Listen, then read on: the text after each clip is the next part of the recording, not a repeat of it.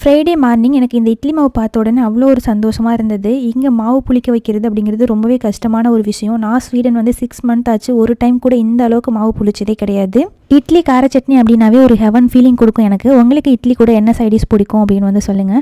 இன்றைக்கி புதினா வந்து கொஞ்சம் நிறைய ஃப்ரெஷ்ஷாக வந்து இருந்தது. அதை வச்சு ஒரு புதினா சட்னி பண்ணலான்னு சொல்லிட்டு புதினா எல்லாமே கட் பண்ணி எடுத்துகிட்டு தேங்காய் போட்டு பண்ணுறதுக்கு தேங்காய் உடைக்கலான்னு தேங்காய் உடைச்சேன்.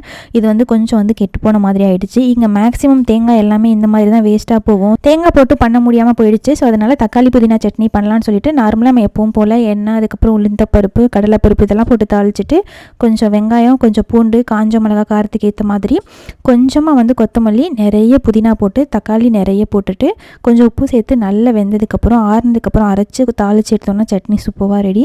இந்த சாங் போடணும் அப்படின்னு தான் எனக்கு ஆசையாக இருக்குது. பட் போட்டால் காப்பிரைட் வந்துருமே, அதனால ஸ்க்ரீனில் சும்மா கோட் மாதிரி வந்து ஆட் பண்ணியிருக்கேன்.